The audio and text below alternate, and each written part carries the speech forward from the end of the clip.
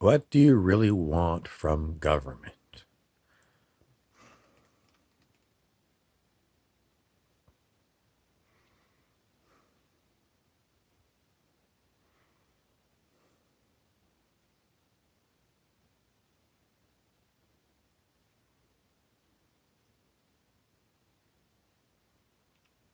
Essentially, you want services and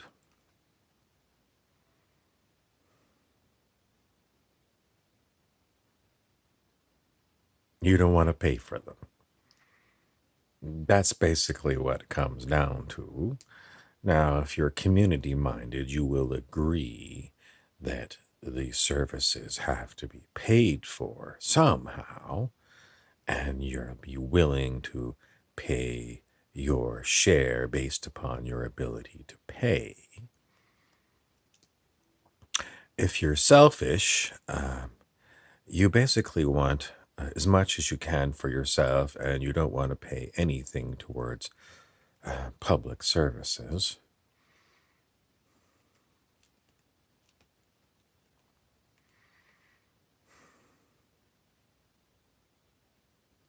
If you understand the whole issue with government is we need services and we don't want to pay for them.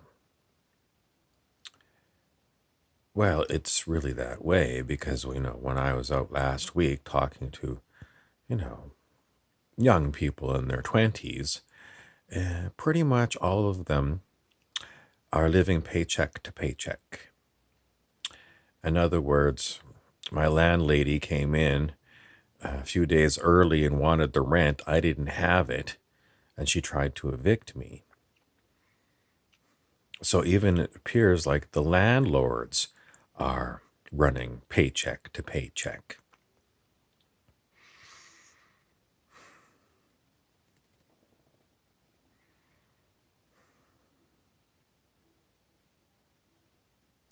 We have a huge situation because the need for services is outstripping our ability to pay for these services.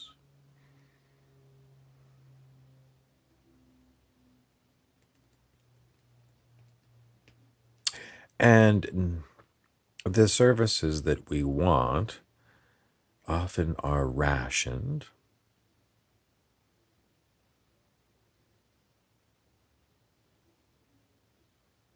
And as they are billed to the government, the costs of the services are highly inflated.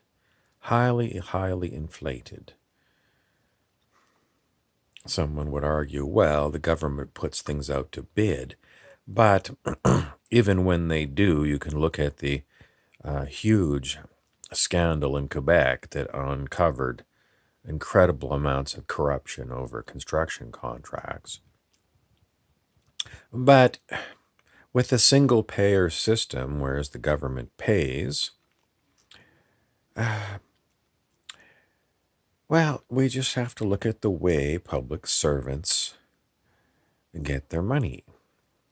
They have got various types of unions. So teachers have got an official union, and they unionize over a huge province. And people who are the parents of the children are used to the children being looked after during the day, and they go out and work. So when the teachers threaten to strike and the parents have to figure out what to do with their young children, they don't like it. But the teachers get very generous wage raises every time, and they're very well paid. Another group are doctors who restrict the number of people going into the practice, and if people coming from overseas have to go through strict licensing. It's basically a barrier to entry to keep a few number of doctors in high demand so that they can put pressure on the government. to keep their wages high. It's all economics.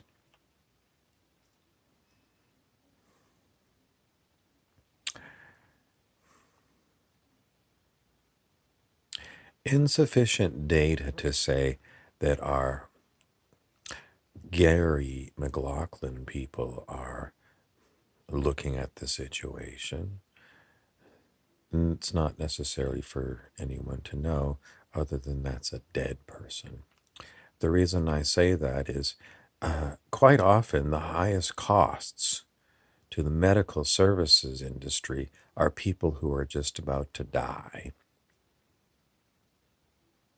So, an incredible amount of money is spent on people who are terminal. They kick the bucket, but they don't pay for their extensive end-of-life care. And they're dead, and then the remaining people have got to pay the bill through their taxes.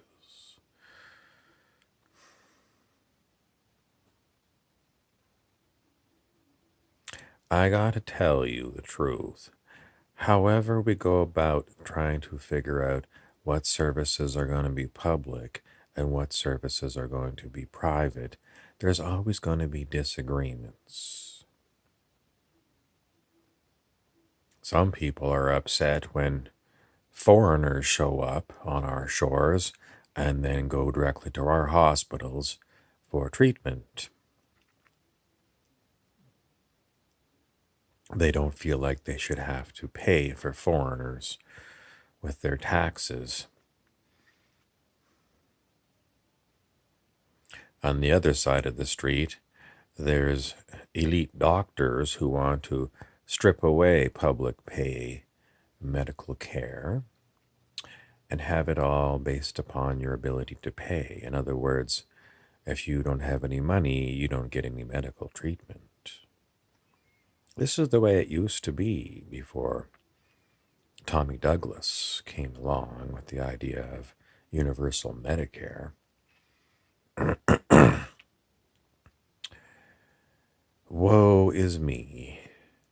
I was trying to figure out what to do with burgeoning debt on the books of governments, obvious corruption, etc., etc. We cannot solve this problem because we don't have a say as to what goes on. The system we are given, called representative democracy, is a massive failure. Some people want to tinker with it on the edges, change it from first past the post to single transferable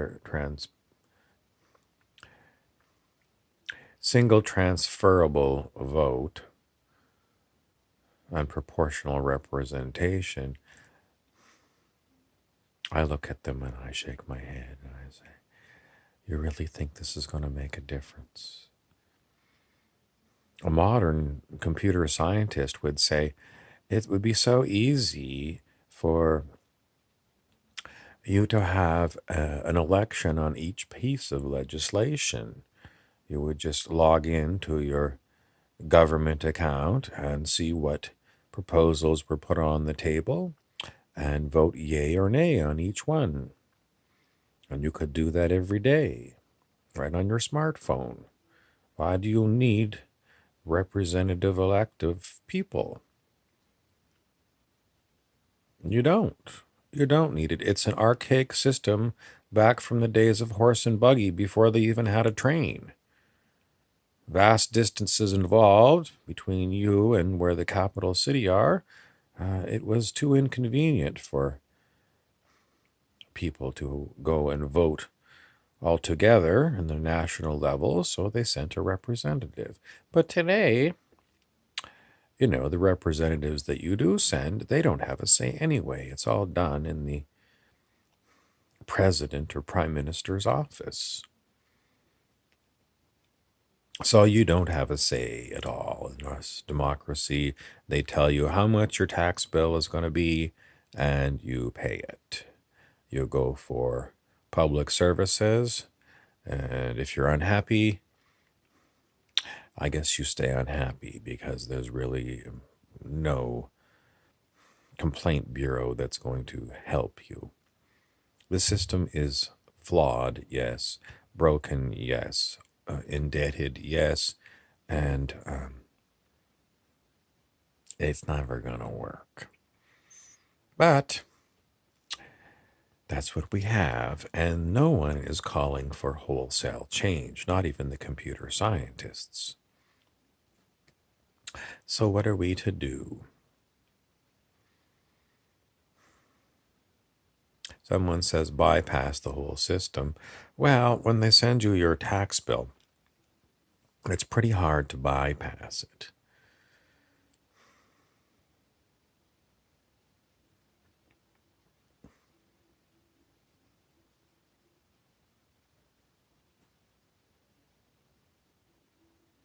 Maybe you'll go down to your local bar and buy some Moosehead beer and drink enough of it till you stop thinking about the problem and get interested in it.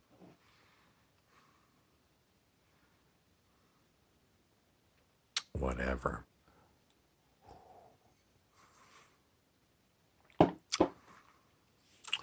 If you're looking for a solution from a bottle of beer, you're not going to find it there either.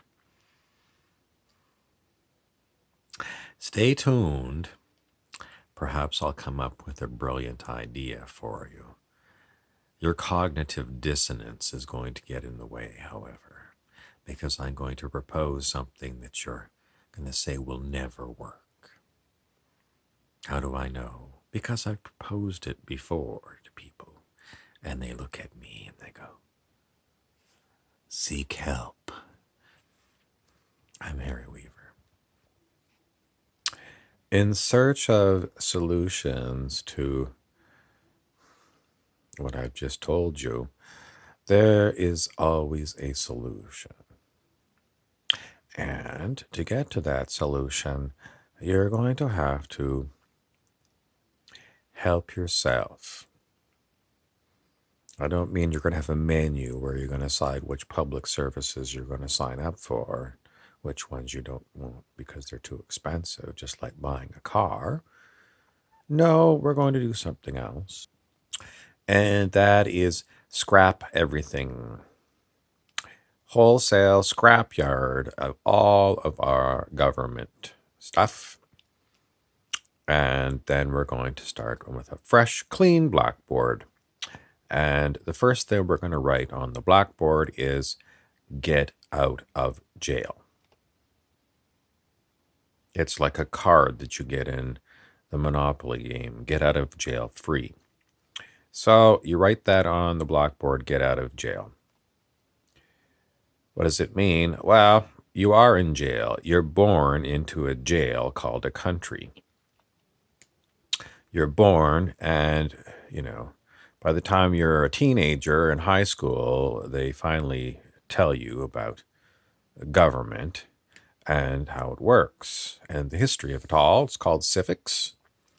And at that point, it takes you probably another 10 or 20 years before you kindly go back to that class and you realize, I was born into this system. I had no participation in the creation of the way we are governed. Zero. Oh, maybe by the time I was 18, I was given a vote and I could, get on someone's bandwagon, usually my parents. Either I went with my parents if I thought they were smart, or I went against them if I was a rebel. But that's basically how I chose what to vote from among the 2 or 3 parties. But I had no say as to formulation of how this party system came about. And what you learn in history is it happened hundreds of years ago, in different variations, and it's the same system. And then you realize, well, there are so many humans within a country, I have no say as to changing it. I'm born into this prison called a country, and apparently I'm going to be here in one country or another until I drop dead. That's the deal that you get, and you are born in prison. So if you're going to scrap the whole system, you're going to have to rip away everything, everything, and start fresh. Who's going to do this? Well, no one can really do this. If you decide you're going to be a sovereign citizen, pretty soon the FBI is going to track you down, and Internal Revenue Service is going to track you down, and one's going to say, apparently you're ignoring the laws of the land, and we're going to lock you up. And the other one says, plus you have to pay us for back taxes. So sovereign citizenship is not going to work for you. Maybe you could hope that eventually extraterrestrials are going to land in your backyard and you can hop aboard their UFO and fly off to Cerwin Vega or someplace where they don't have this system. Seriously, we are at a dreadful problem. How do we change a system that is creaking along? It is going to take a miracle. Do you believe in miracles? I don't.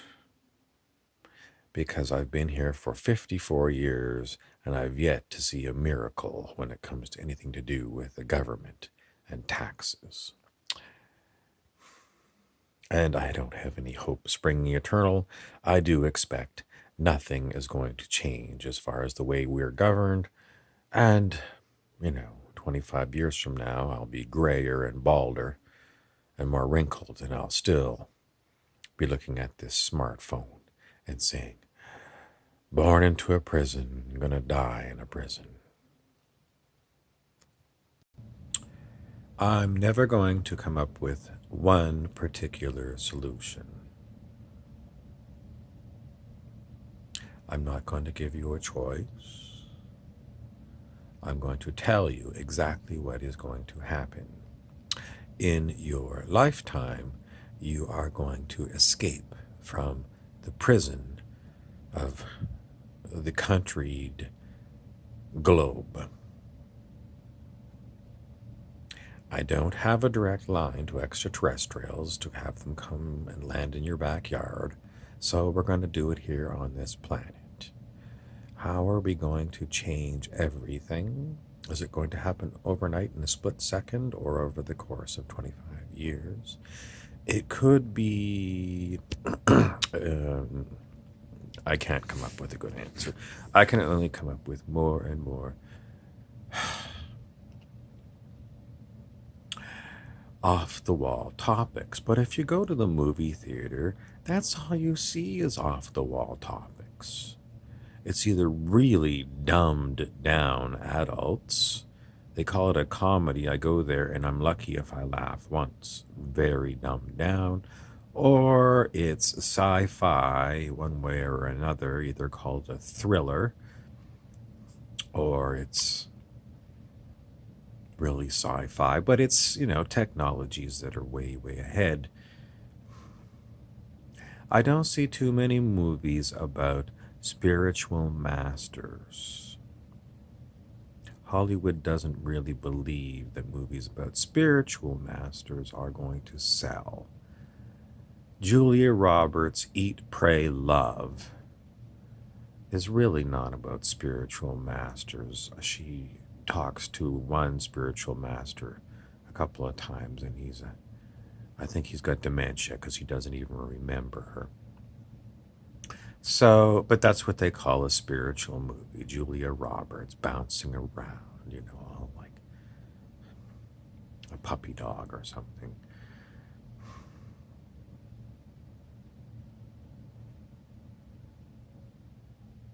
Most of the tales that you see are about superheroes, when they're fighting intergalactic criminals like Thanos or something.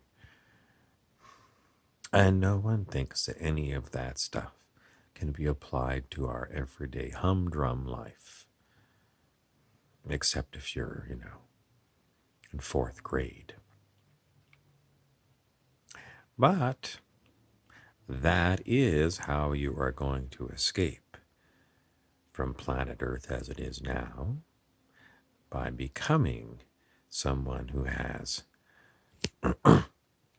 given up the idea of changing things, changing things through the vote. You are going to change things by raising your vibration. How is that going to change things, and what is a vibration? You are going to change things by not doing anything but raising your vibration. Raising your vibration is letting go of everything. In other words, if you are not involved with other people and corporations and governments, by yourself, perhaps sitting in nature, that will raise your vibration more than anything. You just sitting there in the sunshine, the nice little breeze blowing cool air on you, not too much so that you're cold, just very comfortable. You just being, sitting on a nice rock. It's called meditation, and that's how you raise your vibration. Letting go of all the troubles in your life and in the world. As you raise your vibration, things happen automatically for you. The first ones to meditate and work on this find it a very difficult road, because they have got so many humans that say it can't be done, and they want to get in your face and hook you up to the Internal Revenue Service and the FBI and the local police, because you have disconnected from the world. Have you? Well, you can pretend to be part of it, but yes, that's what Stuart Wilde, the metaphysical writer, has called becoming a fringe dweller. Insufficient evidence to tell you how far along this path Stuart Wilde is. But if you are going to raise your vibration, we are going to have a cascade of coincidence happen for you. And these coincidences are going to make you go, this is weird. This never happened before. And it's a confirmation that you disconnecting from the world as it is and enjoying your time in the sunshine is paying off for you. I say it's difficult because there are going to be a lot of people that are going to keep coming at you going, are you okay? Are you okay? Because they will have a low vibration compared to you. And the first thing that happens with a low vibration is a feeling of worry. And when people want to express their worry, they usually look around to see, who should I be worried about? And they're going to find you, the one who's got the higher vibration, and they're going to not know what it is about you, but they're going to look at you and say, are you okay? Are you okay? And that makes it hard for the first people who have disconnected from the world as it is. But as more and more people find that the world as it is impossible to deal with, and it just brings them down, they're just going to turn away from the system as it is, ignore it, and go sit in the sun. And as more and more people do this, more and more people's vibration is going to rise.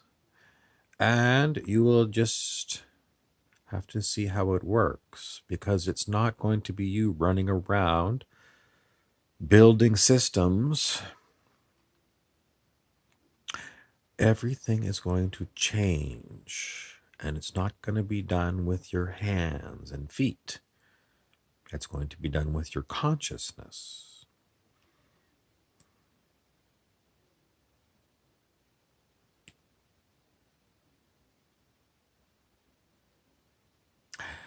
I can't prove it to you, because this is an experiential thing. You might find that you're going around looking at people who have disconnected from the world that you knew, and you might find yourself going to other people. Are you okay? Are you okay?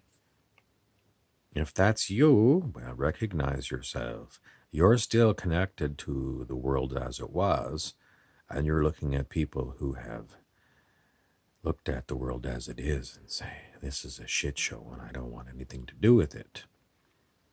But going around like this, are you okay? Are you okay? To all kinds of people is not going to get you anywhere.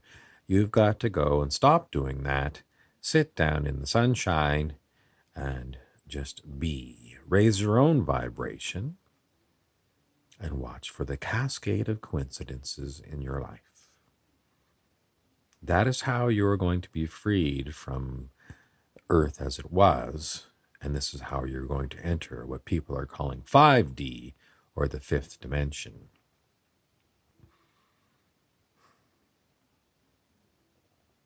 That's today's answer. Tune in tomorrow for more on how we're going to change everything by not doing anything. I'm Harry Weaver, your narrator. I haven't gone just yet. How are we going to gather up all of these old institutions? I mean, even if we do want change, and change comes by us sitting in the sunshine, what are we going to do with all of the roads and buildings and hospitals and nursing homes and schools and tax offices and airports? Doesn't someone have to go out there and disassemble them?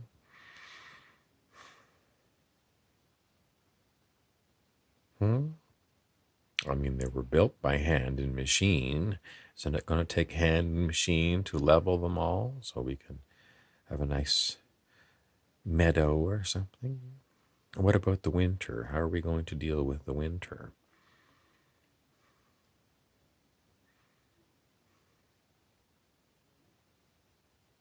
These are logical questions for people who have come from what we call 3D, because this is how world works in 3D. The world in 5D has nothing to do with the world in 3D, nothing at all. The fifth dimension, things are magic. Yes, we're going to move from bulldozers and cranes to magic. Do you believe in magic?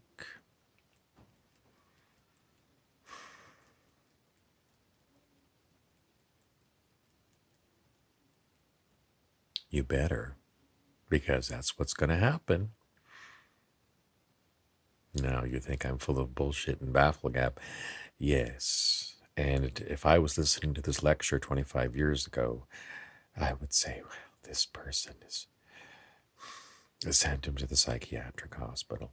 But truth be told, there is going to be magic happening in your life, and it will start off with amazing coincidences.